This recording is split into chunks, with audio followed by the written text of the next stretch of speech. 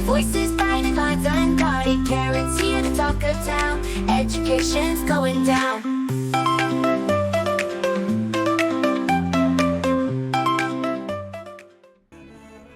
Welcome to today's episode of Voices in Education, where we dive deep into topics that shape the way we learn and teach. I'm your host, Karen Cárdenas, and today we are tackling a critical issue: linguistic human rights and their implications for bilingual and language education. Language is not just a tool for communication, it's an essential part of identity, culture, and access to opportunities.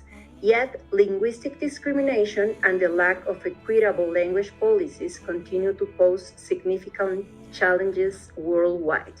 I'm thrilled to have a very special guest with us today, Dr. Salvador Hernández, a Colombian-born professor currently teaching in St. Paul's University in Ottawa, Canada. He is fluent in Spanish, English, French, and Portuguese, and has first-hand experience navigating linguistic identity in a multicultural society. He has also worked with conflict-affected communities, making his perspective invaluable for today's discussion. Welcome, Dr. Hernández. Thank you, Karen, for inviting me, and I'm happy to be here and to share this time with you. Thank you very much. So let's dive deep in. My position is clear. Linguistic human rights are fundamental, and bilingual education should be seen not just as an asset, but as a necessity. A lack of linguistic inclusivity in education leads to social inequalities, limits opportunity, and marginalized communities.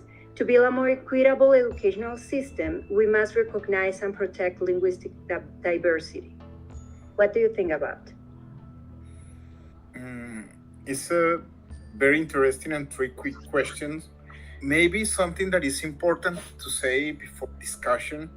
It is important that when we speak about difference, we are trying to understand how we see the other, and the other includes also language, and we can understand the other both as equal and different.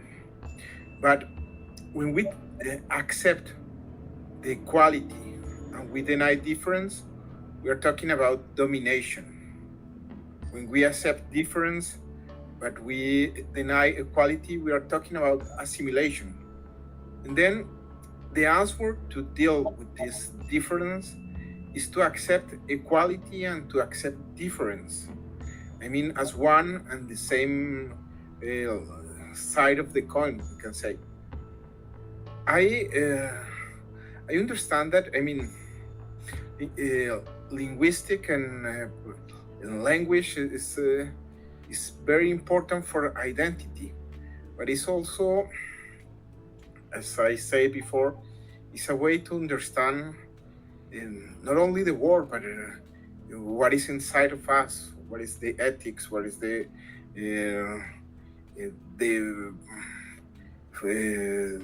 stories that are important for us. And then if we want to think about assimilation, for instance, we can think about the United States, where all the history of the last 20 and this century has been discussion on assimilation.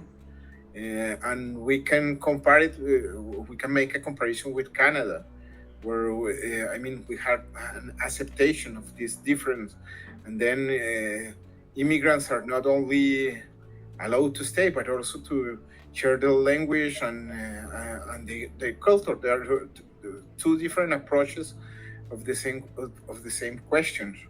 You are talking about rights. I think that it's important when we think about rights and linguistic rights that we can have this idea. You are also talking about marginalization or marginalized communities. But I would like to say also that this world that we are living, this world where we are experience, are very uh, related and built by coloniality. And coloniality is something, is the part of this discrimination of the other, this putting the other into the difference and trying to erase this difference. And coloniality is not something that comes from the past. I mean, we are both coming from Popayán and from Colombia, and we know that there is a diversity also in Colombia that we never approach. There is a diversity of languages and of understanding of the world that we never, that we try to erase. And this the diversity is the diversity of the First Nation, of the autochthonous people in Colombia. And then the question that you're trying to answer is a very difficult question, because how come we accept the difference, and how can we accept equality in this difference? That is something that is very important, but we are going to I'm sure that we are going to go deeper into this question in the next questions. Thank you, Dr. Hernandez. That was a very nice introduction.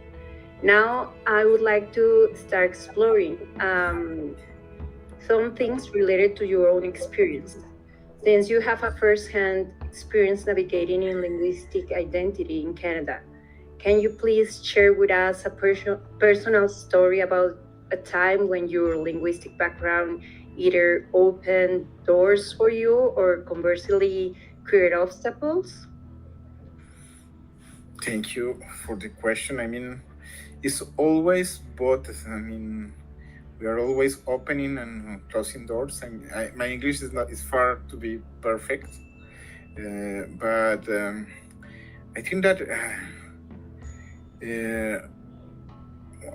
some stories about Spanish is part of my identity. I speak at home. I speak in Spanish all the time with my son, and this idea to have a very daily and consensuous relationship with Spanish is very important for if you want to try to keep some of the contents of your culture and your ideas. But also, more than a problem, I think that always this capacity to navigate into different language and to different words allow us to understand diversity. And more than a problem, I will see like a possibility to understand different positions. I remember in Colombia, for instance, when I go to visit some of the regions that I love very much in Cauca, that is Toribio, the NASA people told me something that I think that is very important. They say people say to us that we don't understand perfectly Spanish, and that because of that we are not as smart as white people, but we try to understand both sides of the world. And I think when there are like 5 million people at this moment from Colombia are living abroad in different contexts and circumstances, and I think that we live the colonial theories say that we are living this in between. We are living in frontiers, and we are trying to open these frontiers all the time. Speaking in Spanish and make translation from this word to English and to other language allow us to be this in between. And being in between, it means to understand the two sides of the world and the coins. I think there is a richness on that is quite important. I remember some studies, for instance, that were made in the United States in the 17th, after the arrival of a lot of Puerto Rican people in New York. And they this I mean, science can be manipulated to say something that is wrong. The first studies on the performance of bilingual students coming from Puerto Rico say that they have that they were it was very difficult for kids arriving from Puerto Rico to understand and to performance in language school. The problem was not that. I mean, that they were limited or that they have some problems. The problem is the way that the policies that you have inside the state to make possible this arrival of new students and to give opportunities. Then what they changed in New York, it was the way and the schools receive this student from Puerto Rico.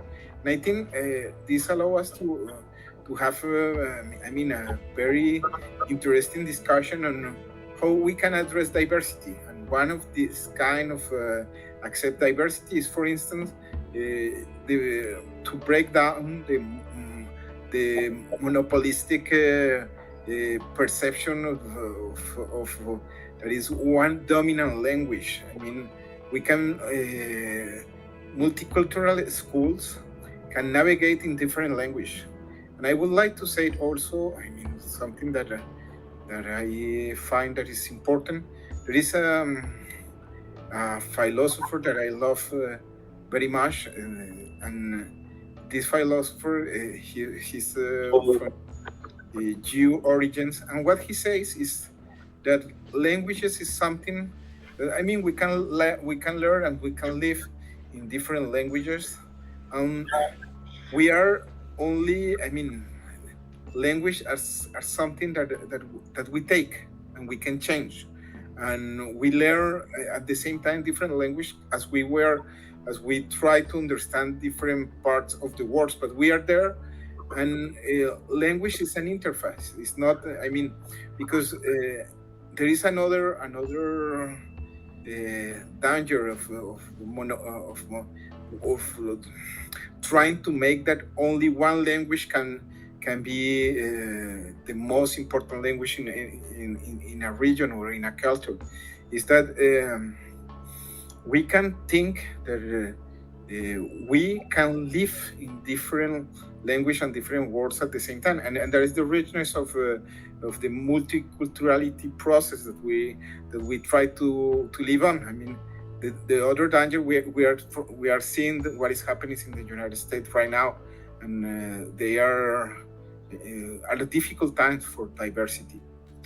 And then, for instance, right now we know that there is a lot of people from Latin America that are, I mean, that they are trying to keep language or to keep Spanish off. I mean, to only speak in English because we have been persecuted by the immigrants forces. I mean, this is a real danger that we are living in these times.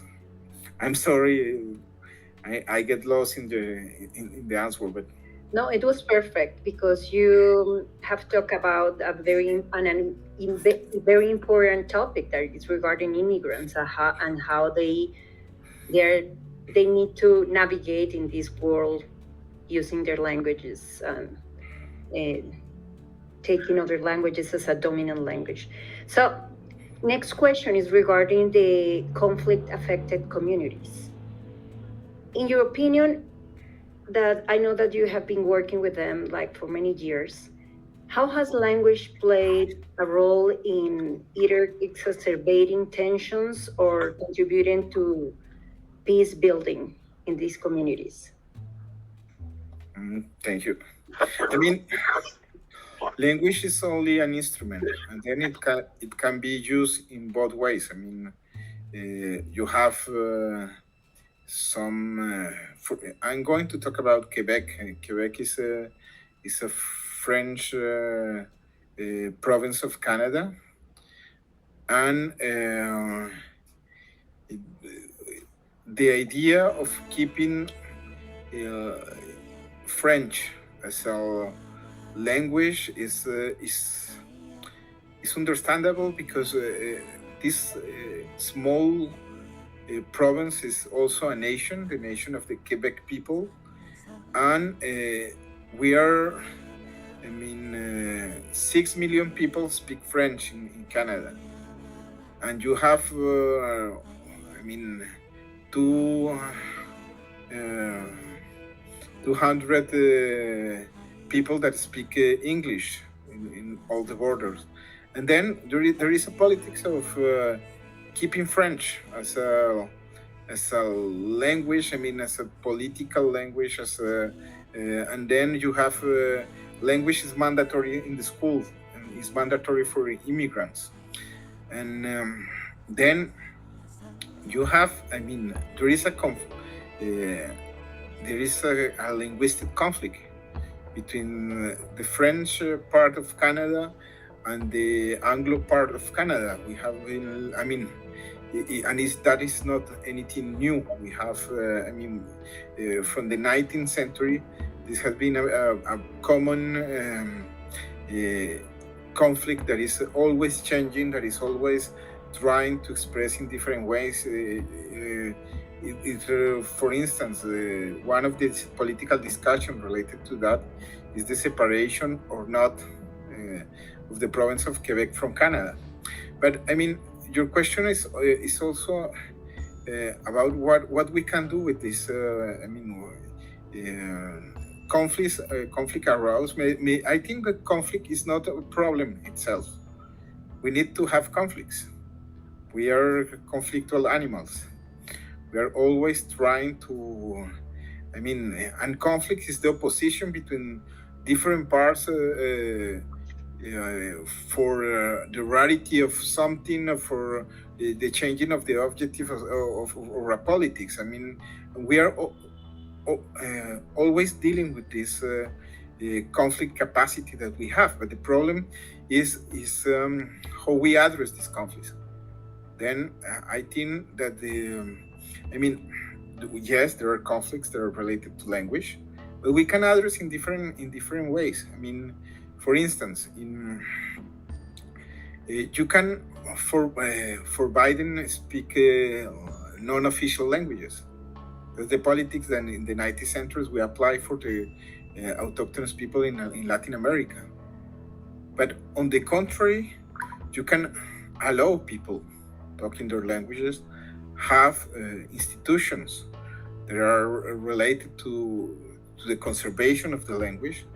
And I think that one of the things that we have learned, I have been studying some cases in Latin America and in Australia on how to decolonize schools.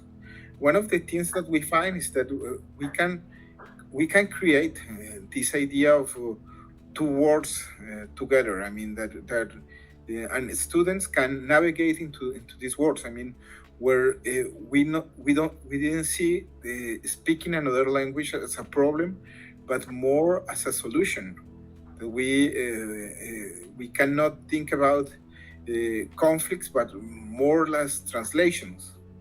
And I think that is, that we can try to do it. You are teaching in a bilingual school, but I think also that there is, that learning languages has a capacity also to overcome these conflicts.